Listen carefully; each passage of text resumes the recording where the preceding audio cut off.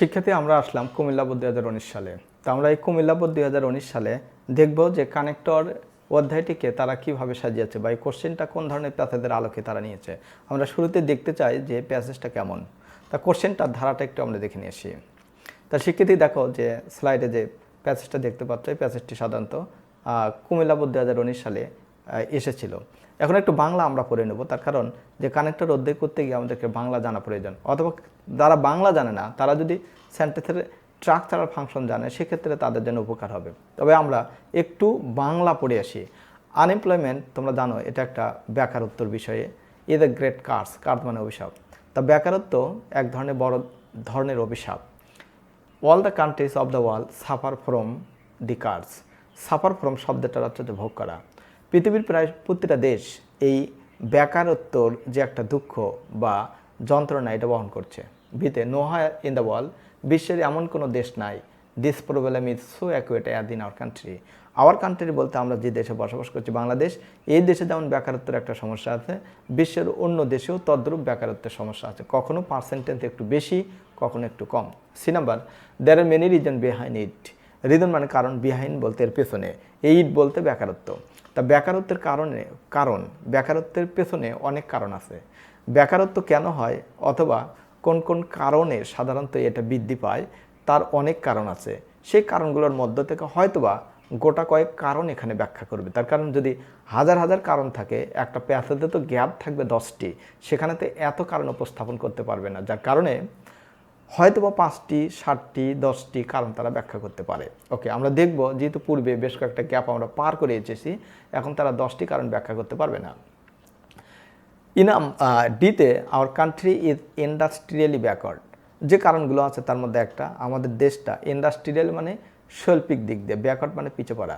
আমাদের দেশটি সাধারণত ইন্ডাস্ট্রির দিক দিয়ে একটু পিছিয়ে আছে। তার কারণ উন্নত মানের ইন্ডাস্ট্রি, উন্নত মানের কলকারখানা আমাদের দেশে এখনও প্রতিষ্ঠা করা সম্ভব হয়নি। নাম্বারে our traditional educational system is not service oriented. আমাদের ট্র্যাডিশনাল বলতে আগেকার যে শিক্ষা প্রসেসটা আছে, এই প্রসেসটা এখনও চাকরি যে ধরনের লেখাপড়া করলে পাওয়া যায় সেই ধরনের চাকরি রিলেটেডের যে পড়া, এর পড়ার সাথে বা লেখাপড়ার সাথে সম্পর্কিত নয়। এফ নাম্বার, আর students and youth have false sense of dignity.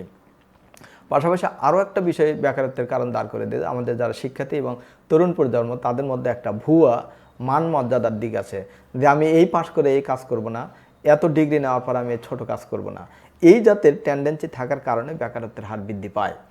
They run after only job only.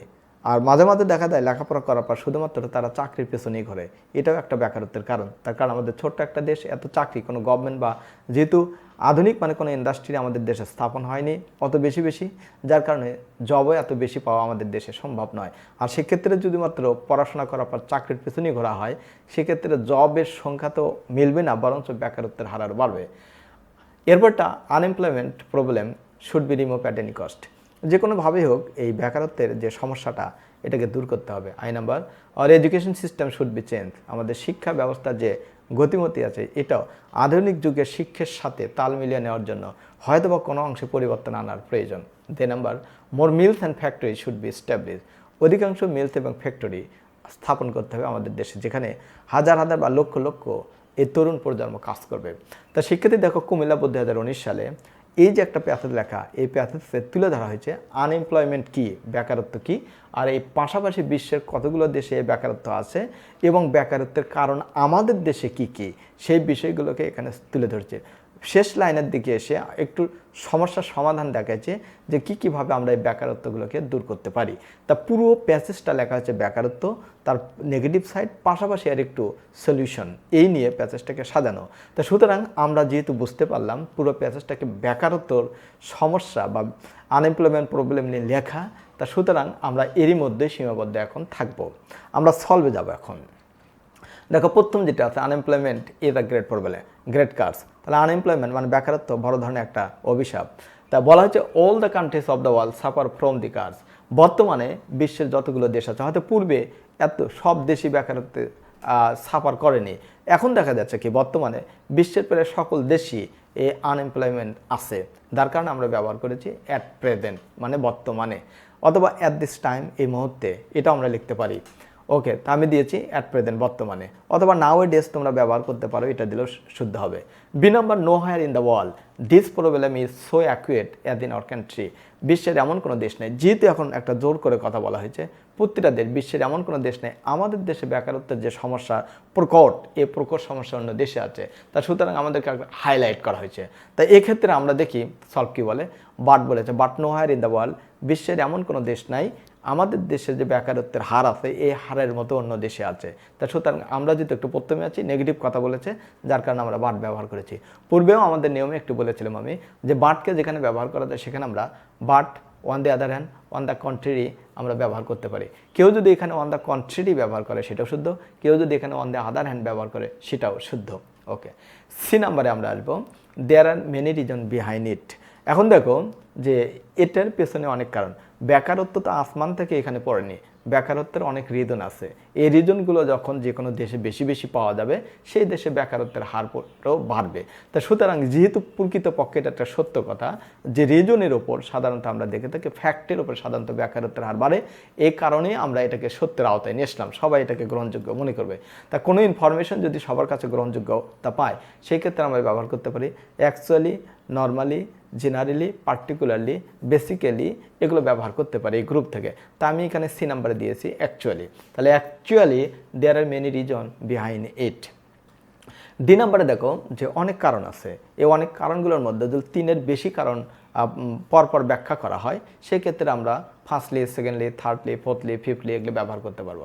আর যদি এর কম হয় তাহলে আমরা ব্যবহার করতে পারবো আচ্ছা and, beside, moreover, furthermore, again, also, in addition, এগুলো আমরা ব্যবহার করতে পারবো। তাহলে এখন দেখো যে ডি নাম্বার বলছে our country is industrially backward. আমাদের দেশটা প্রথম কারণ তুলে ধরেছে আধুনিক যুগের যে শিল্প বা শিল্পায়ন সেটা আমাদের দেশে হয়নি। তাহলে এটা প্রথম, এটা অ্যাট ফার্স্ট আমরা ব্যবহার করলাম এখানে প্রথমত। এরপরে এই নাম্বার দেখো, our traditional education system is not service oriented. আমাদের আগেকার দিনের যে শিক্ষা ব্যবস্থা আমাদের উপর চাপিয়ে দেওয়া হয়েছে এটা এখনও চাকরির সাথে রিলেটেড নয়, মানে পরিপূর্ণ রিলেটেড নয়। তা সেক্ষেত্রে আমরা এখানে ব্যবহার করেছি সেকেন্ডলি, যেহেতু এটা দ্বিতীয় কারণ।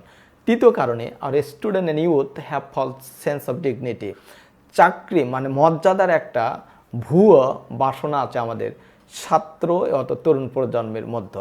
এটাও যদি আমরা থার্ড কারণ হিসেবে দেখি তাহলে আমরা এখানে দেখতে পারি ফাইনালি। তাহলে অ্যাট ফার্স্ট, সেকেন্ডলি এবং ফাইনালি আমরা যদি এমন করে সাজাতাম ফার্স্টলি, সেকেন্ডলি, থার্ডলি, এমন করে সাজালেও কোনো এখানে অসুবিধা হতো না। এরপরে আমরা দেখব জি নাম্বারে, দের আর আফটার জব অনলি, শুধুমাত্র তারা চাকরির পেছনে ঘোরে। তাহলে যেহেতু এত কিছু তাদের মনের মধ্যে বহন করছে, যার কারণে চাকরি যদি সোনারহনি হয়ে থাকে তাহলে সব কিছুর একটা কারণ হচ্ছে চাকরি। তাহলে এত কিছুর পর যে ফলাফলটা দাঁড়ায় তারা শুধুমাত্র চাকরির পেছনে ধরে থাকে, যার কারণে আমরা লিখেছি এদের দাল for this season consequently. H number, unemployment problem should be remove at any cost. যে কোনোভাবেই যদি কোনো একটা সমস্যাকে আমরা দূর করতে চাই অথবা যে কোনোভাবে কোনো ধারণাকে প্রতিষ্ঠিত করতে চাই সেক্ষেত্রে আমরা ব্যবহার করবো হাউ ইভার। হাউ ইভার, তো এইচ নাম্বারে দেখো however unemployment problem should be remove at any cost, যে কোনোভাবেও। I number, our education system should be change. এটা একটা ভালো পজিটিভ কথা যে আমাদের শিক্ষার যে বাউন্ডারি আছে বা মান আছে, স্ট্যান্ডার্ডিটি আছে, এটাকে একটু পরিবর্তন করতে হবে। তা সেক্ষেত্রে অলসো দেওয়া হচ্ছে, মানে এটাও ওর সাথে আমরা যুক্ত করেছি, also our education system should be change. এটা যে নাম্বার দেখো, more mills and factory should be establish.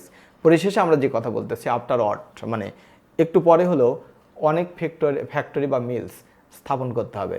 এখন দেখা যাচ্ছে যে কি শুধুমাত্র এইচ নাম্বার বাদে বাকিগুলোতে আমরা ফার্স্টলি, সেকেন্ডলি, থার্ডলি এভাবে ব্যবহার করে যে নাম্বারে আসে ফাইনালি ব্যবহার করতে পারতাম। তা সুতরাং যেহেতু মাঝে মাঝে একটু ডাইভার্ট চলে যাওয়া হয়েছে ওই জন্য কানেক্টরগুলো একটু উলটপালট হয়েছে। তা সেক্ষেত্রে আমি আশা করি কুমিল্লা বোর্ড 2019 সালে যে ধরনের ইনফরমেশন আমার দিয়েছে এবং যে ধরনের কানেক্টর ব্যবহার করার কথা বলেছে এই কানেক্টরগুলো অনেক কানেক্টর ঢাকা বোর্ড 2019 সালে আমরা ব্যবহার করেছি, সেখানকার ইনফরমেশন আলোকে এখানেও আমরা ব্যবহার করতে সক্ষম হয়েছি।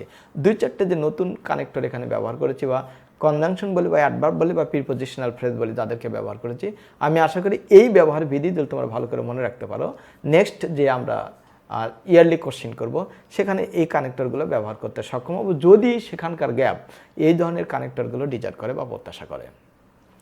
তাই আমি আশা করি তোমরা কুমিল্লা বোর্ড 2019 সালের কানেক্টর সম্পূর্ণরূপে বুঝতে সক্ষম হয়েছ।